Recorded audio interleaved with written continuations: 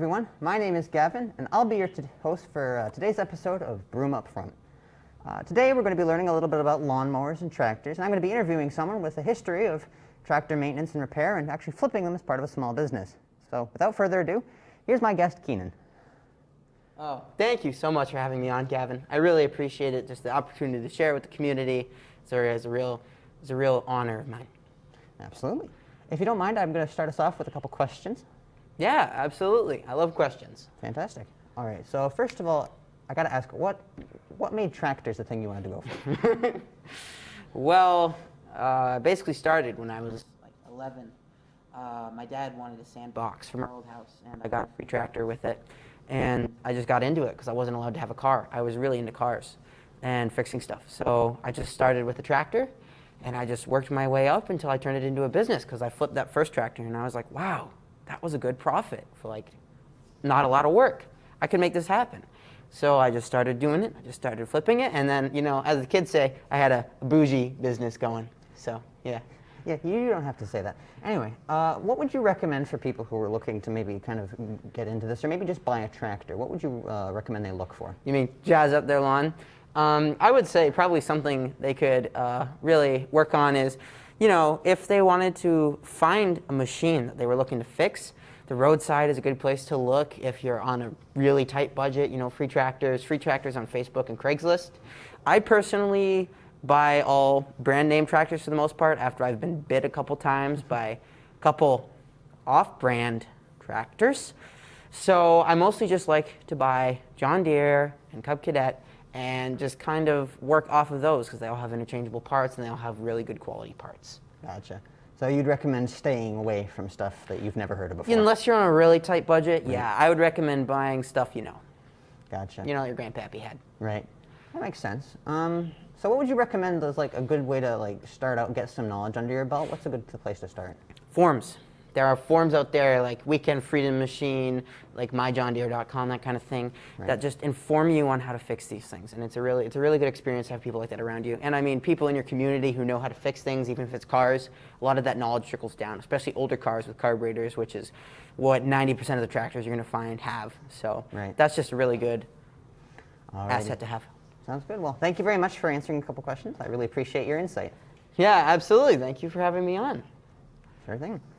Now, I'm going to transition to a little bit of a break, but when we come back, Keenan is going to introduce us to one of his own lawnmowers and tell us how to perform a bit of basic maintenance with a bit of a carb clean.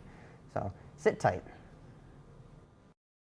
We have many exhibit openings, celebrations throughout the year that bring in parents of students, local residents who come.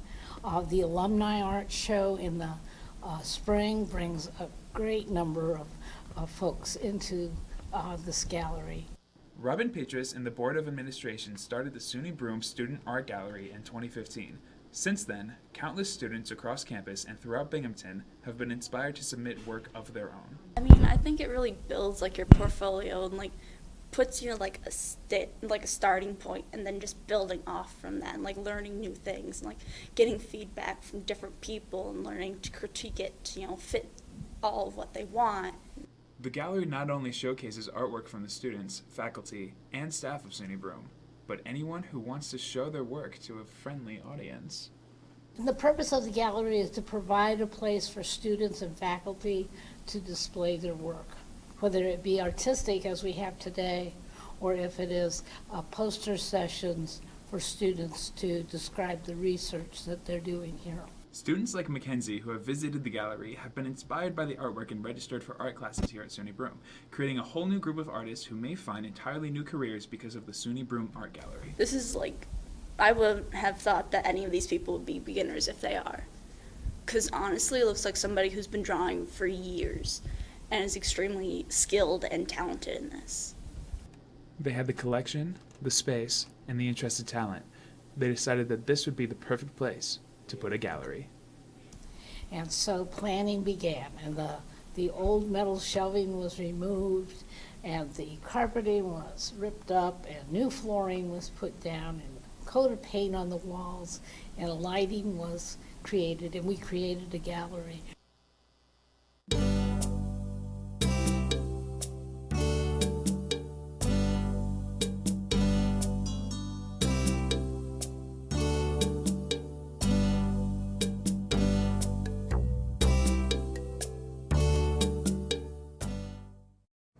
Welcome back to Broome Up Front. Once again, my name is Gavin. This is our guest Keenan, and in this part of the show, we're going to be having him show us how to disassemble and diagnose issues with a carburetor, and of course, fix them.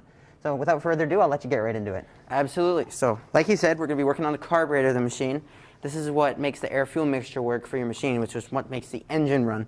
So you want to make sure that this bowl at the bottom is nice and clean, and you want to make sure that these tubes are nice and clean too. So I'm just going to show you how to disassemble that on a basic push lawnmower. So we're going to start by taking off these thumb screws at the top here, and then taking off this air cleaner box lid to access the air cleaner. This is what keeps all the crud out of your engine. As you can see here, this one's pretty clean, not bad, very nice.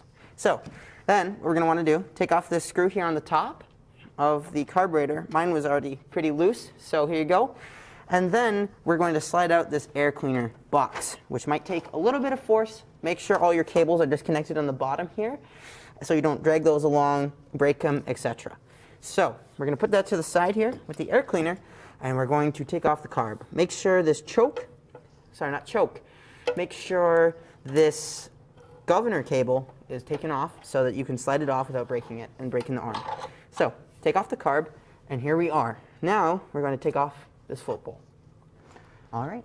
So when you get into the float bowl, what are some tools you'd recommend to have on hand to actually clean it out? So some good things for cleaning out a float bowl is a rag, some brake clean, which I have right here. This is what's actually the cleaning agent, and a little screwdriver or a small wrench to be able to get in the cracks and crevices, clean it out really nice. So we're just going to take some brake clean, shoot it in there, and then swirl it around with some paper towel right here. Alrighty. So when you're taking apart a carb, is there anything that you should just worry about, like damaging it, or are carbs pretty durable? Some of them have solenoids on the bottom and small pieces on the outside, which are important to not break, because if you break those, you're going to be in a lot of pain because that tractor is not going to be running for a while. So just be careful when you're taking things apart. Have the right tools and the right know-how. They'll get you a long way. Gotcha. Is there anything you'd recommend people like watch or read before they start a job? The forums, like I said, or like just local people, or even some books at the library might be helpful. But it really doesn't take a lot to get a float bowl clean like this one, which, as you can see now, nice and clean. Lots of stuff on the rag here, as you can see, very dirty. So now I think we're going to be able to put this whole thing back together. Alrighty. When you're taking apart a carburetor, is there anything that you should really think about replacing when you're putting it back together? Gaskets for the inside of the float bowl here are good. If there's a solenoid on the bottom, make sure that's clicking so it's working, which shuts off the fuel when you stop the machine. And after that, beyond that, usually if everything's working pretty well, yeah, not much to do. Gotcha. Yeah. Well, as you put this back together, I'm just going to ask one final question. Is there anything that you should look for in a tractor when it's running that would really tell you that you need to do this repair in the first place? If you put gas in it and it doesn't start up, it's probably either because it doesn't have spark or fuel, and fuel is the easiest and cheapest to take care of first because it can be free. If you have good gaskets, new gaskets, it can really go a long way to making your machine nice and new. Gotcha. All right, well, it looks like you've just about got everything back together, so I'm just going to draw this episode of Broome Up Front to a close. I'd like to thank you for coming on and really telling us all about the tractors and lawnmowers you work on and demonstrating how to take this one apart for us. Yeah, absolutely. Thank you so much for having me on. I really appreciate it. Absolutely. And for everyone at home, I'd like to thank you for tuning in, and I look forward to seeing you on the next episode of Broome Up Front. Thank you for coming.